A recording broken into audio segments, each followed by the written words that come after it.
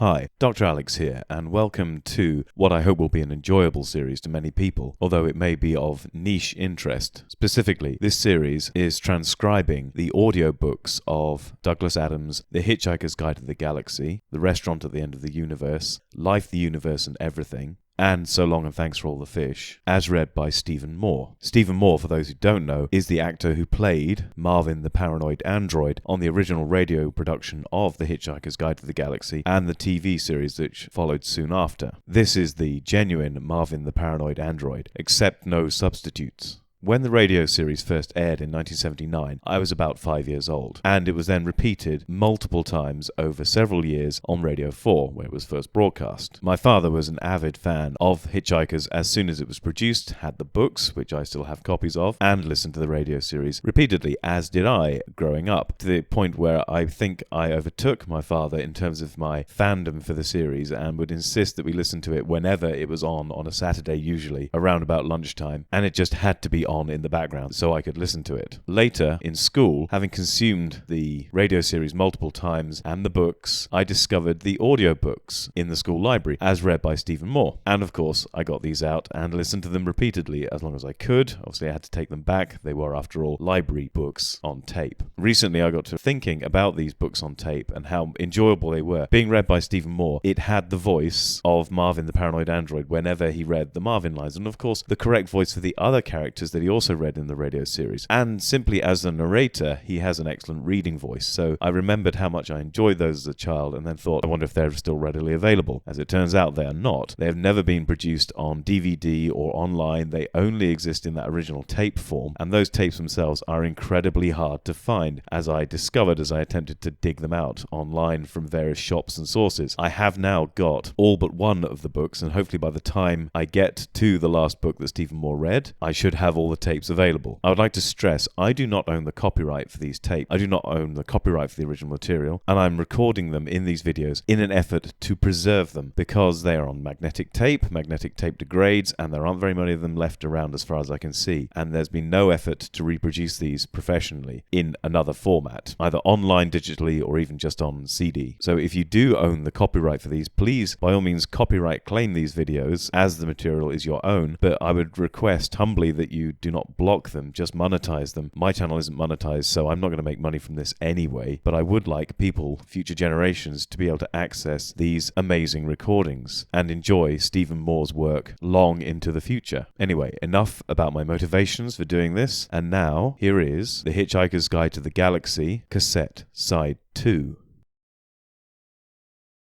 Far away on the opposite spiral arm of the galaxy, 500,000 light-years from the star Sol, Zaphod Beeblebrox, president of the Imperial Galactic Government, sped across the seas of Damagran, his ion-drive delta boat winking and flashing in the Damagran sun.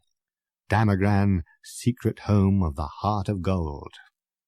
The boat sped on across the water. Today, the day of culmination of the project, the great day of unveiling, the day that the Heart of Gold was finally to be introduced to a marveling galaxy, was also a great day of culmination for Zaphod Beeblebrox. It was for the sake of this day that he had first decided to run for the presidency, a decision which had sent shockwaves of astonishment throughout the Imperial Galaxy. Zaphod Beeblebrox? President? As he skipped his boat across the seas of Damagran, he smiled quietly to himself about what a wonderful, exciting day it was going to be. He relaxed and spread his two arms lazily along the seat back. He steered with an extra arm he'd recently had fitted just beneath his right one to help improve his ski boxing. "Hey," he cooed to himself, "you're a real cool boy, you." The crowd gasped, dazzled by sun and seamanship, as the presidential speedboat zipped round the headland into the bay. Zaphod loved effect. It was what he was best at. He twisted the wheel sharply, the boat slewed round in a wild, scything skid beneath the cliff face, and dropped to rest lightly on the rocking waves. Within seconds he ran out onto the deck and waved and grinned at over 3 billion people. The 3 billion people weren't actually there, but they watched his every gesture through the eyes of a small robot Tri-D camera which hovered obsequiously in the air nearby. The robot camera homed in for a close-up on the more popular of his two heads, and he waved again. He was roughly humanoid in appearance except for the extra head and third arm. The President of the Galaxy had arrived. "Hi," he said. Everyone beamed at him, or at least nearly everyone. He singled out Trillian from the crowd. Trillian was a girl that Zaphod had picked up recently whilst visiting a planet just for fun, incognito. She was slim, darkish, humanoid, with long waves of black hair, a full mouth, an odd little knob of a nose, and ridiculously brown eyes. "Hi, honey," he said to her. "Hi," he said to a small knot of creatures from the press who were standing nearby wishing that he would stop saying hi and get on with the quotes. He grinned at them particularly because he knew that in a few moments he would be giving them one hell of a quote. Away in front of them a huge white dome that bulged against the sky cracked down the middle, split, and slowly folded itself down into the ground. Beneath it lay uncovered a huge starship, 150 meters long, shaped like a sleek running shoe, perfectly white and mind-bogglingly beautiful. At the heart of it, unseen, lay a small gold box which carried within it the most brain-wrenching device ever conceived, a device which made this starship unique in the history of the galaxy, a device after which the ship had been named, the Heart of Gold. "Wow, that is really amazing," he said. "That really is truly amazing. That is so amazingly amazing, I think I'd like to steal it." A marvelous presidential quote, absolutely true to form. As he grinned, he fingered the small paralyzomatic bomb that nestled quietly in his pocket. Finally he could bear it no more. He lifted his heads up to the sky, let out a wild whoop in major thirds, threw the bomb to the ground, and ran forward through the sea of suddenly frozen, beaming smiles. Prostetnik Vogon Jeltz was not a pleasant sight, even for other Vogons. His highly domed nose rose high above a small, piggy forehead. His dark green, rubbery skin was thick enough for him to play the game of Vogon civil service politics and play it well. Prostetnik Vogon Jeltz was a fairly typical Vogon in that he was thoroughly vile. Also, he did not like hitchhikers.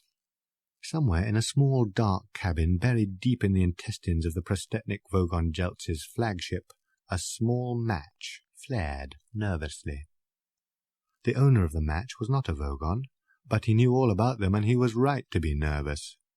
His name was Ford Prefect. "I brought some peanuts." Arthur Dent moved and groaned again, muttering incoherently. "Here, have some. If you've never been through a matter transference beam before, you've probably lost some salt and protein. The beer you had should have cushioned your system a bit."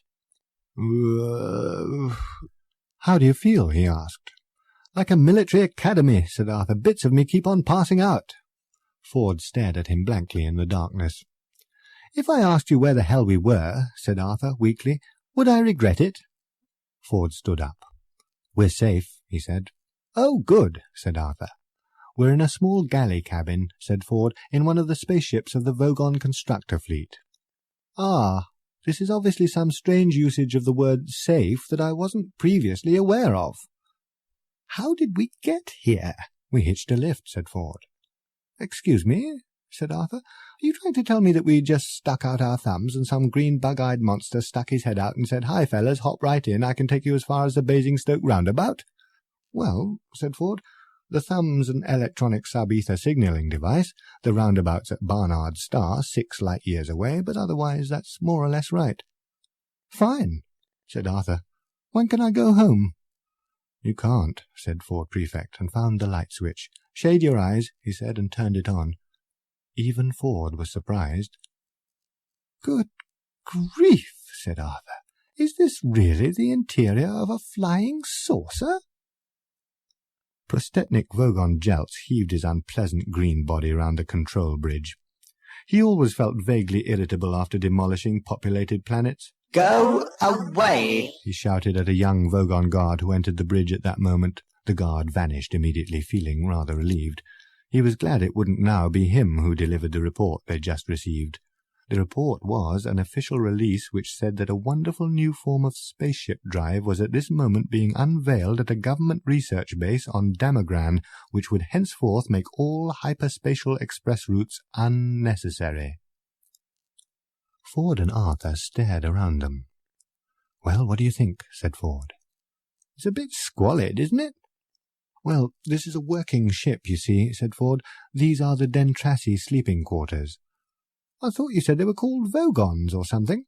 "Yes," said Ford. "The Vogons run the ship. The Dentrassis are the cooks. They let us on board." "I'm confused," said Arthur. "Here, have a look at this," said Ford. He rummaged about in his satchel and handed a book to Arthur. "What is it?" "The Hitch-hiker's Guide to the Galaxy. It's a sort of electronic book. It tells you everything you need to know about anything. That's its job." Arthur turned it over nervously in his hands. "I like the cover," he said. "Don't panic." Well, it's the first helpful or intelligible thing anybody said to me all day.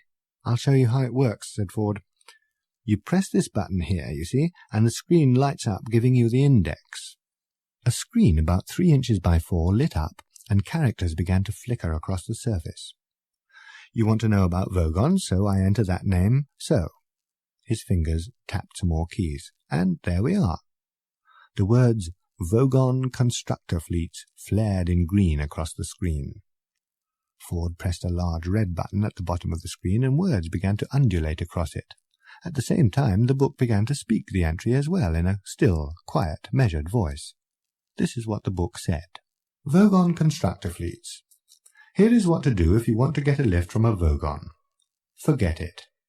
They are one of the most unpleasant races in the galaxy, not actually evil, but bad-tempered, bureaucratic, officious, and callous.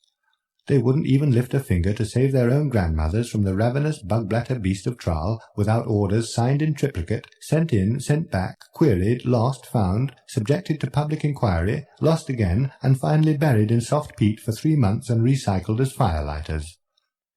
The best way to get a drink out of a Vogon is to stick your finger down his throat, and the best way to irritate him is to feed his grandmother to the ravenous bug-blatter beast of Tral. On no account allow a Vogon to read poetry at you. Arthur blinked at it. What a strange book. How did we get a lift, then? That's the point. It's out of date now, said Ford, sliding the book back into its cover. I'm doing the field research for the new revised edition, and one of the things I'll have to do is include a bit about how the Vogons now employ Dentrassi cooks, which gives us a rather useful little loophole. But who are the Dentrassi? Great guys, said Ford. They're the best cooks, and the best drinks mixers, and they don't give a wet slap about anything else. And they'll always help hitchhikers aboard, partly because they like the company, but mostly because it annoys the Vogons. Arthur looked lost. It's amazing, he said. Unfortunately, I got stuck on the earth for rather longer than I had intended, said Ford. I came for a week and got stuck for 15 years. But how did you get there in the first place, then? Easy. Got a lift with a teaser. A teaser? Yeah. What is a teaser? Teasers are usually rich kids with nothing to do. They cruise around looking for planets which haven't made interstellar contact yet and buzz them. Buzz them? Arthur began to feel that Ford was enjoying making life difficult for him. Yeah, said Ford, they buzz them. They find some isolated spot with very few people around, then land right by some poor unsuspecting soul whom no one's ever going to believe, and then strut up and down in front of him wearing silly antennae on their heads and making beep-beep noises. Rather childish, really. Ford, insisted Arthur, I don't know if this sounds like a silly question, but what am I doing here? Well, you know that, said Ford. I rescued you from the Earth. And what's happened to the Earth? Ah, it's been demolished. Has it? Said Arthur, levelly. Yes, it just boiled away into space. Look, said Arthur, I'm a bit upset about that. Keep looking at the book. What? Don't panic. I'm not panicking. Yes, you are. All right, so I'm panicking. What else is there to do? You just come along with me and have a good time. The galaxy's a fun place. You'll need to have this fish in your ear. "I beg your pardon?" asked Arthur, rather politely, he thought. Ford was holding up a small glass jar which quite clearly had a small yellow fish wriggling around in it. Suddenly a violent noise leapt at them from no source that he could identify. "Shh!" said Ford. "Listen. It might be important." Important? "It's the Vogon captain making an announcement on the tannoy." "You mean that's how the Vogons talk?" "Listen." "But I can't speak Vogon." "You don't need to. Just put this fish in your ear." Ford, with a lightning movement, clapped his hand to Arthur's ear, and he had the sudden sickening sensation of the fish slithering deep into his oral tract. Gasping with horror, he scrabbled at his ear for a second or so, but then slowly turned goggle-eyed with wonder. He was experiencing the oral equivalent of looking at a picture of two black silhouetted faces and suddenly seeing it as a picture of a white candlestick. This is what he heard.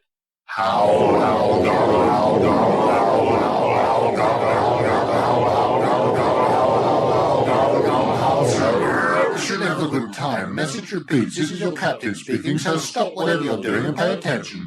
First of all, I see from our instruments that we have a couple of hitchhikers aboard. Hello, wherever you are. I just want to make it totally clear that you are not at all welcome. I worked hard to get where I am today, and I didn't become captain of a Vogon constructor ship simply so I could turn it into a taxi service for a load of degenerate freeloaders. I have sent out a search party, and as soon as they find you, I will put you off the ship. If you're very lucky, I might read you some of my poetry first. Secondly, we are about to jump into hyperspace for the journey to Barnard's star. On arrival, we will stay in dock for a 72-hour refit, and no one's to leave the ship during that time. I repeat, all planet leave is cancelled. I've just had an unhappy love affair, so I don't see why anybody else should have a good time. Message ends. The noise stopped. Arthur discovered to his embarrassment that he was lying curled up in a small ball on the floor with his arms wrapped round his head. He smiled weakly. "Charming man," he said. "I wish I had a daughter so I could forbid her to marry one." "You wouldn't need to," said Ford. "They've got as much sex appeal as a road accident. No, don't move. You'd better be prepared for the jump into hyperspace. It's unpleasantly like being drunk." "Well, what's so unpleasant about being drunk?" "You ask a glass of water." Arthur thought about this. "Ford," he said, "what's this fish doing in my ear?" "It's translating for you. It's a Babel fish. Look it up in the book if you like." He tossed over the Hitchhiker's Guide to the Galaxy and then curled himself up into a fetal ball to prepare himself for the jump. At that moment the bottom fell out of Arthur's mind. His eyes turned inside out, his feet began to leak out of the top of his head, the room folded flat around him, spun around, shifted out of existence, and left him sliding into his own navel. They were passing through hyperspace. "The Babel fish," said the Hitchhiker's Guide to the Galaxy quietly, "is small, yellow, and leech-like, and probably the oddest thing in the universe. It feeds on brainwave energy received not from its own carrier, but from those around it. It absorbs all unconscious mental frequencies from this brainwave energy to nourish itself with. It then excretes into the mind of its carrier a telepathic matrix formed by combining the conscious thought frequencies with nerve signals picked up from the speech centers of the brain which has supplied them. The practical upshot of all this is that if you stick a Babel fish in your ear, you can instantly understand anything that is said to you in any form of language. The speech patterns you actually hear decode the brainwave matrix which has been fed into your mind by your Babel fish. Now, it is such a bizarrely improbable coincidence that anything so mind-bogglingly useful could have evolved purely by chance that some thinkers have chosen to see it as a final and clinching proof of the non-existence of God. The argument goes something like this. "I refuse to prove that I exist," says God, "for proof denies faith, and without faith I am nothing." "But," says man, "the Babel fish is a dead giveaway, isn't it? It could not have evolved by chance. It proves you exist, and so therefore by your own arguments you don't. QED. "Oh dear," says God, "I hadn't thought of that," and promptly vanishes in a puff of logic. "Oh, that was easy," says man, and for an encore goes on to prove that black is white and gets himself killed on the next zebra crossing. Most leading theologians claim that this argument is a load of dingoes' kidneys, but that didn't stop Ulon Kalufid making a small fortune when he used it as the central theme of his best-selling book, Well, That About Wraps It Up for God. Meanwhile, the poor Babelfish, by effectively removing all barriers to communication between different races and cultures, has caused more and bloodier wars than anything else in the history of creation. Arthur let out a low groan. He was horrified to discover that the kick through hyperspace hadn't killed him. He was now 6 light-years from the place that the Earth would have been if it still existed. The Earth. Visions of it swam sickeningly through his nauseated mind. There was no way his imagination could feel the impact of the whole Earth having gone. It was too big. England no longer existed. He'd got that. Somehow he'd got it. He tried again. America, he thought, has gone. He couldn't grasp it. He decided to start smaller again. New York has gone. No reaction. Well, he'd never seriously believed it existed anyway. The dollar, he thought, has sunk forever. Slight tremor there. Every Bogart movie has been wiped, he said to himself, and that gave him a nasty shock. McDonald's, he thought. There is no longer any such thing as a McDonald's hamburger. He passed out. When he came round a second later, he found he was sobbing for his mother. Ford? Yeah? If you're a researcher on this book thing, and you were on Earth, you must have been gathering material on it. Well, I was able to extend the original entry a bit, yes. Well, let me see what it says in this edition, then. I've got to see it. Yeah, okay. He passed it over again. Well, it doesn't have an entry, he burst out. Ford looked over his shoulder. Yes, it does, he said, down there. See at the bottom of the screen, just under Eccentrica Golumbitz, the triple-breasted whore of Eroticon 6. Arthur followed Ford's finger and saw where it was pointing. What? Harmless? Is that all it's got to say? Harmless? One word? Ford shrugged. Well, there are 100 billion stars in the galaxy, and only a limited amount of space in the book's microprocessors, and no one knew much about the Earth, of course. Well, for God's sake, I hope you managed to rectify that a bit. Oh, yes, well, I managed to transmit a new entry off to the editor. He had to trim it a bit, but it's still an improvement. And what does it say now? Mostly harmless. Mostly harmless? Shouted Arthur. What was that noise? Hissed Ford. Well, it was me shouting, shouted Arthur. No, shut up, said Ford. I think we're in trouble. You think we're in trouble. Outside the door were the clear sounds of marching footsteps. The Dentrassi? Whispered Arthur.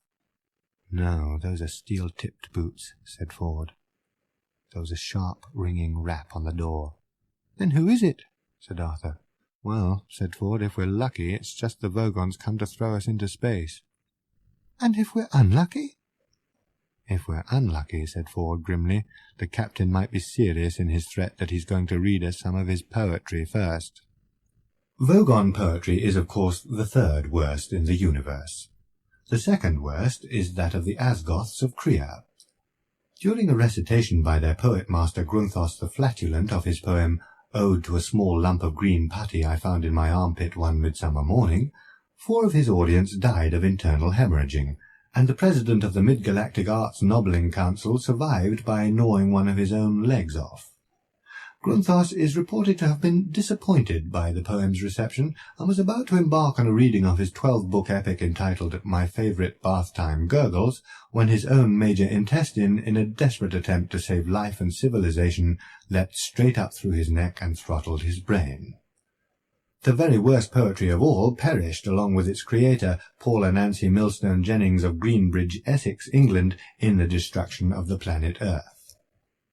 Prostetnik Vogon Jeltz smiled very slowly.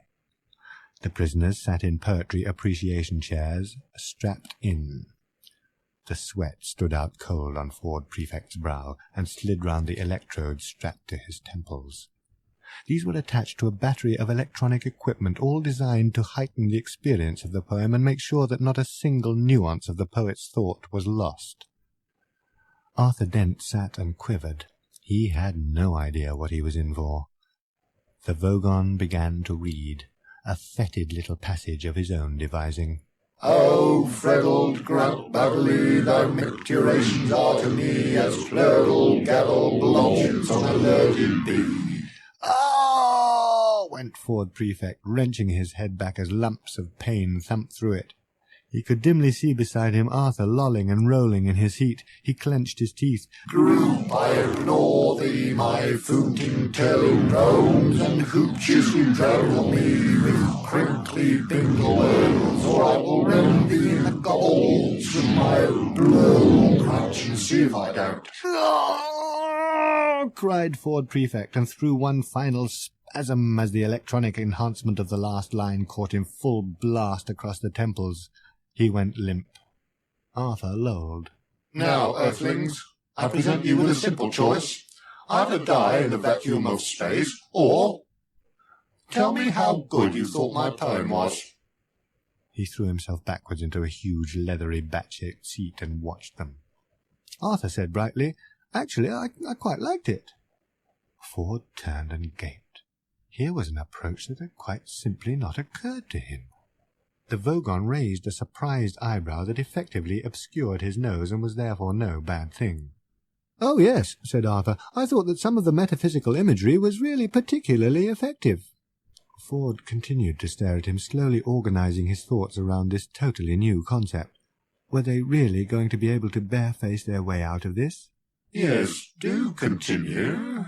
"Oh, and interesting rhythmic devices too," continued Arthur, "which seem to counterpoint the he floundered. Ford leapt to his rescue, hazarding, "counterpoint the surrealism of the underlying metaphor of the he floundered too, but Arthur was ready again.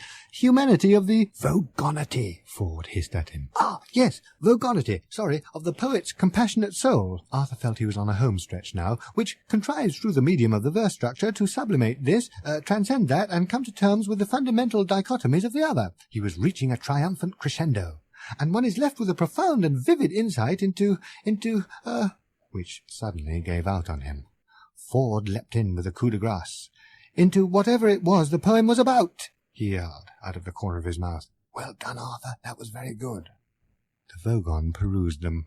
So, what you're saying is that I write poetry because underneath my mean, callous, heartless exterior, I really just want to be loved. Is that right? Ford laughed a nervous laugh. "Well, I mean, yes. Don't we all, deep down, you know?" The Vogon stood up. No, well, you're completely wrong. I just write poetry to throw my mean, callous, heartless exterior into sharp relief. I'm going to throw you off the ship anyway. Guard, take the prisoners to number 3 airlock and throw them out. "What?" shouted Ford. A huge young Vogon guard stepped forward and yanked them out of their straps with his huge blubbery arms. "You can't throw us into space," yelled Ford. "We're trying to write a book." Resistance is useless, shouted the Vogon guard back at him. It was the first phrase he'd learnt when he joined the Vogon Guard Corps. The captain watched with detached amusement and then turned away. Arthur stared round him wildly. "I don't want to die now. I've still got a headache. I don't want to go to heaven with a headache. I'd be all cross and wouldn't enjoy it." The guard grasped them both firmly round the neck and, bowing deferentially towards the captain's back, hoiked them both protesting out of the bridge. A steel door closed, and the captain was on his own again. Counterpoint the surrealism of the underlying metaphor. Death's too good for them. The long steel-lined corridor echoed to the feeble struggles of the two humanoids clamped firmly under the rubbery Vogon armpits. "This is great. This is really terrific. Let go of me, you brute." Resistance is useless. "Oh, give it a rest," said Ford. "Do you really enjoy this sort of thing?" Enjoy? What do you mean? "What I mean," said Ford, "is does it give you a full, satisfying life? Stomping around, shouting, pushing people out of spaceships." Well, the hours are good. But now you come to mention it, most of the actual minutes are pretty lousy. Except some of the shouting I quite like. Resistance is... "Oh, sure," interrupted Ford hurriedly. You're good at that, I can tell, but if it's mostly lousy, then why do you do it? What is it? The girls? The leather? The machismo?" I don't know. I think I just sort of, do it, really. There you are, Arthur, said Ford. Try and understand his problem, insisted Ford. Here he is, poor lad. His entire life's work is stamping around, throwing people off spaceships. And shouting. And shouting, sure, said Ford, patting the blubbery arm clamped round his neck in friendly condescension. And he doesn't even know why he's doing it. But, all right, so what's the alternative? Well, said Ford, stop doing it, of course.